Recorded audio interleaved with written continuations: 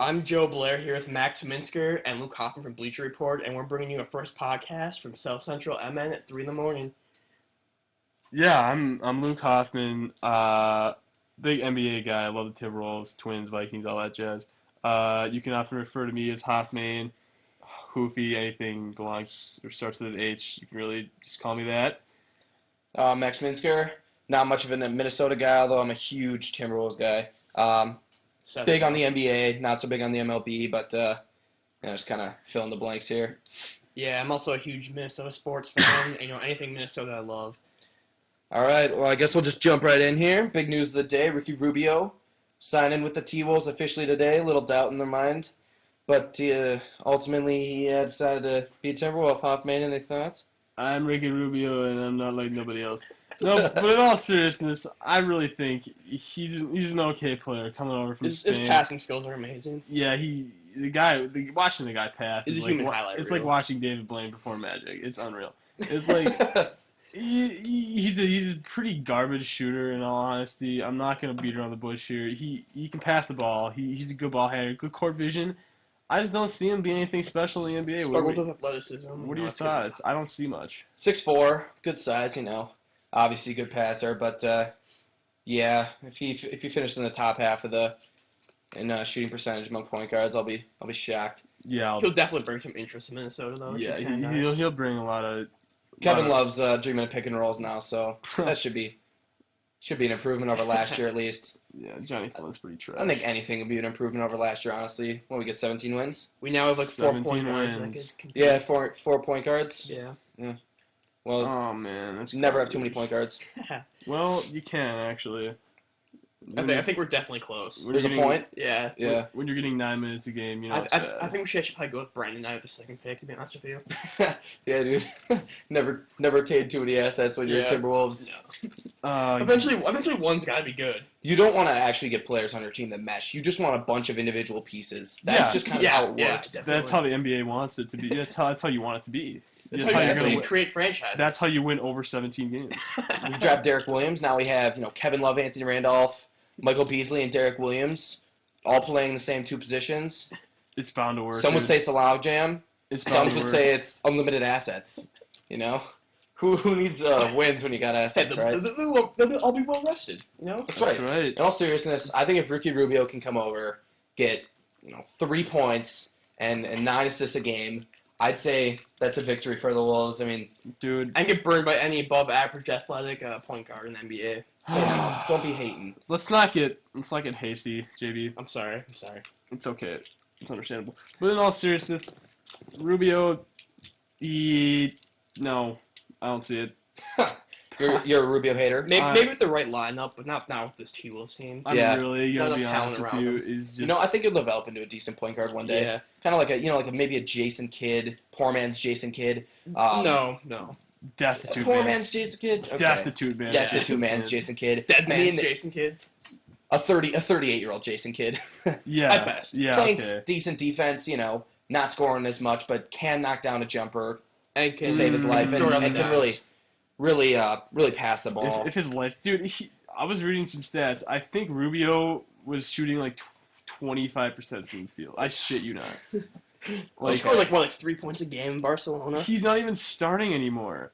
I don't see what the big hype is. Setbacks, dude. He's so young. It's impossible to really judge him. He's been in the for like 6 years. How much do you expect him to improve? I expect him to improve more than he has. Yeah, but in those set offenses over in Europe, it's so much different than the NBA. I mean, you look at what Brandon Jennings is doing, and then he comes over here and lights it up. I mean, he's not like a 10-time All-Star or anything, but I mean, he's a solid player. He's a potential franchise guy. On the other side of the coin, around him, on the other side of the coin, you look at our center, Darko Milicic. Like, what the hell happened to him? Yeah, it's true, but he's a big man. It's impossible to compare. Okay, so you're saying Enes Kanter will be garbage too, or what? You can't base you can't base the whole European transfer based on one bad guy. Yeah, I know. I agree with that. Look at Dirk has been and Pau. Yeah, you look at those guys, and I guess you can say that it's hit or miss. It really is. This year, we got a ton of international guys in the draft. You got Valanciunas, you got Jan Vesely, you got Enes Kanter, Biyombo, you got Donatas Mudihunas. Mm-hmm. You got Davis Bertans. I mean, there's definitely plenty of options in that international category. It It'll be really is interesting to hit see or what these miss. guys do. So what do you think about Jonas? You think he has the potential to be a good player? I don't know. I was listening to a podcast today. It said that, or Chad Ford was talking about it. He said that a lot of GMs have been telling him, at least, that they think that Jonas, whatever his name is, Valanciunas, has the potential to be the best player in this class. But he said that from what he's seen on the tape, I don't know. I mean, he's got the size. He's a pretty big guy. I read somewhere that I think it was Chad Ford said that at best he could be Pau Gasol. Really, I don't know. I think it's a really risky pick, especially because of his buyout. I think NBA teams are becoming a little less wary of his buyout as we get close to the draft. But yeah, I agree. It seems like he's moving up the draft boards. At the beginning, it was looking like he was like a mid to late lottery guy, but now it's looking like many teams are considering him pretty early. I don't think he slips past the Pistons at 8. I've heard him as a top 5 pick in quite a few Top 5 years. pick, yeah. Right now, I think he's projected somewhere in the top 5, probably number 4. The Cavs. Mm-hmm. The Cavs seem to really like him. They got him really high on their board. But Chad Ford said, from what he's seen on the tape, that he really hasn't been all that great.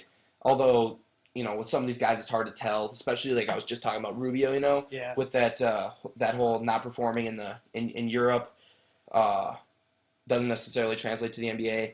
I think that I don't think he's an immediate impact guy, but we'll see how it goes. It's nice about these European big men is that they got that little step out jump shot that yeah, they all got a little outside game. Kind of adds some dynamic, play to them. Exactly. That's what I like about Cantor too. Yeah. Cough, Dirk Nowitzki. But But Cantor is not okay. He's no Dirk Nowitzki. Definitely No one will not. ever be a Dirk Nowitzki. I think Cantor's stronger, probably be better rebounder than Dirk. Oh yeah, Yeah, I agree there. I mean, what Dirk get this year? 7 a game. Dirk's undoubtedly better offensive player than Cantor. Can Cantor hit a 90 with your body 90 or freaking 180 degrees to the floor, fadeaway jumper over a 7-foot center? No, I'm not sure whether it'd be harder. I'm not sure if it would be harder to make that shot or to actually understand what you were saying there. Visualize that shot. Dude, just picture. Never mind. You're all over the place. Yeah. It's late, but picture. No, I'm not even gonna get into it. I'm not even gonna get into it. But here's another question. Oh, we all know what Dirk can do. Yeah, you watched the Game 6. He really backpacked Dallas. The flu game, dude. The flu game is unreal. The flu game was unreal. Yeah, what did he shoot? Like 70%, wasn't it? He was like, I don't know. I feel like he warmed up in the fourth quarter a little bit as he usually does. Although he didn't 30% or 35% off the top of my head. I don't really know. Yeah, he didn't really perform his best, but he got what he needed to do. He got 21 points. Got double-double. I mean, enough to take down a. Okay. Anyways, what do you guys think about Timberwolves possibly trading their second pick? It's up in the air. I mean, I wrote an article the other day about the Bobcats potentially as a trading partner. No one's really talking about the Bobcats as a trading partner, but if you look at what the Bobcats have at this point, they have 2 top 20 picks. They have 9 and 19, which could easily be used as assets. They have future picks as well as a future Trailblazers pick that they got from Gerald Wallace. They also have, Steven Jackson and, Boris Diaw as veterans. I'm not sure anybody wants Boris Diaw, but, How old is Boris Diaw? He's gonna be he's low mid-30s probably. Yeah, probably in his mid-30s, I'd say. Like No, probably 30. He was with the Suns for, did he start his career with the Suns? I'm not sure. Yeah, he did. No. Yeah, either way. Not important. Not important. Dude, Boris Diaw, who cares? Boris Diaw. I think that if Charlotte is interested in taking Derek Williams, which I mean, come on, they've got to be. Seems like everyone is. Yeah, everyone really kind of wants him at this point. Sorry, what did you just say? Okay. I'm a what? I think that if they want Derek Williams, they can put together a pretty nice package. Those 2 first-rounders, maybe that Trailblazers first-rounder, and then possibly Steven Jackson or Boris, or I mean they can take. I mean, a lot of people worry about Steven Jackson's salary. He's got a couple more years, but if they give him Peck or a Webster or something like that, maybe even both of them, unload that cash, and then maybe throw in Flynn or something. I don't think the cap matches on that, but I say we get rid of Flynn or Webster, honestly. I think definitely Flynn needs to go. Flynn Make turns room the ball over like 1/4 of his possessions. I swear, he's just a terrible fit. Something about him you is make just not room good. for Rubio too. Yeah, dude, you need to make room. Ridnour's pretty reliable. He's definitely a solid. I'd like him as a practice partner over Johnny Flynn. Yeah. I think that's solid. But How do you think Steven Jackson would fit into the Timberwolves? you know, there's been arguments that he's kind of a head case, but I think he'll be fine. I think he'll settle down. He's definitely an improvement over Wes Johnson at the shooting guard position. Oh yeah, for sure. He can get you 16, 18 a night, Plus especially on a team like plus the some good Wolves. defense too. Yeah, decent on defense. He's 6'8", Yeah. so he's pretty big. He can play at some point forward if necessary. If Rubio turns out to be a dud this year. Sorry, but he will. Okay, I'm kidding. I kid. I really hope I want to see him succeed. He seems like a pretty decent guy. He is unlike anybody else I've ever seen play the game of basketball. Sure. I do it. He definitely is unique. He's set very skills. unique. Sure. He's fun to watch, and he'll bring a lot to the table, hopefully. Yeah. As far as Basically, we'd have fans 2 go. first-round picks this year, or 2 top 5 picks in Yeah. fact. Yeah. Well, then you look back. Yeah, with what we've had we with did top have. 5 picks. Yeah. Yeah. Dude, you know that struggled. if I think that if Rubio comes over and starts, we will put, and we have the same like rest of the starters. I think every player that starts for the Wolves next year could be a top 5 pick, former top 5 pick. Wes Johnson 4, Beasley 2, Caleb, what was he, 4? Yeah, he was a 4. Caleb was a And then fourth pick. Darko was 1, 2. Two. behind LeBron. yeah. Wow. All top 5 picks, winning 20 games. Jesus Christ. That's a disaster. There's something about that just Doesn't sit right. Makes me queasy. Oh yeah, it's absolutely disgusting. That's another thing about the draft. You just never know. Yeah. They're really it's just a crapshoot a lot of times, you know. Especially this year, there's no real sure thing. It's like now they're second guessing Kyrie Irving. You know, we all thought that Kyrie Irving was going to be the guy for Cleveland. Sure, but yeah, but now it's kind of like, oh well, maybe Derek Williams can make a run at the pick, even though he's a tweener. Like honestly, where does he play? He does not have a position. What's gonna happen with him? Honestly, I don't even know. I think he has to be a power forward and just improve. yeah. I mean, can you imagine? Like, let's say he's on the Wolves, and the Wolves make a deal for better shooting guard than Wes Johnson.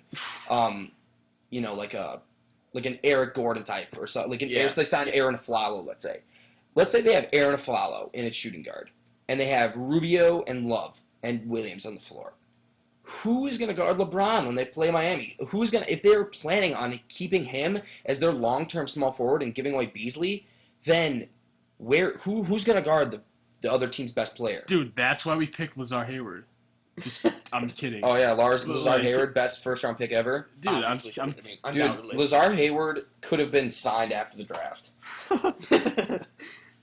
If we really wanted him and he was our guy, we could have traded for the 50th pick and taken him, gotten a future pick. You realize that there's only one LeBron and we play him twice a year.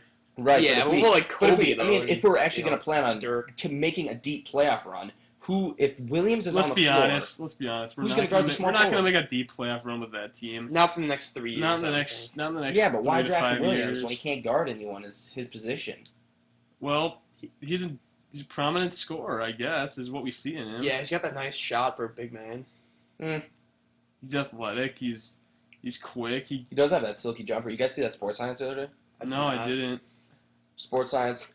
All you guys listening, you gotta watch that Derek Williams Sports Science. That guy's he's Sports nailing the Science jumpers. is the biggest geek. Holy shit. Oh my god, Dude. that guy's a disaster. He definitely Sports Science. It's like, come on, dude, give it a rest. Dude, it is a science show. Well, that's true. That's a good point. he fits it well. They gotta get Bill Nye on there or something. Dude, Bill Nye's awesome. Bill Nye's the ish. Nobody likes Bill Nye. Dude, what are you talking about? Bill Nye's okay, not important. Why are we talking about Bill Nye?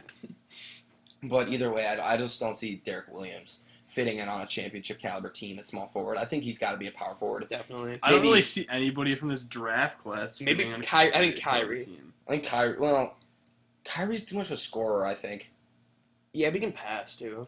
Yeah. He can pass, but like if you look at his tournament numbers, I don't he see what- scored way more than he dropped at times. I don't think he win a championship as a best player, but if he's the second or third best player on the team, I think. I don't. Yeah, he's never gonna be the best player on the championship team. No. Just like Caleb isn't going to be. Yeah, exactly. Caleb needs someone else. Yeah, I agree. And I don't think we're going to find it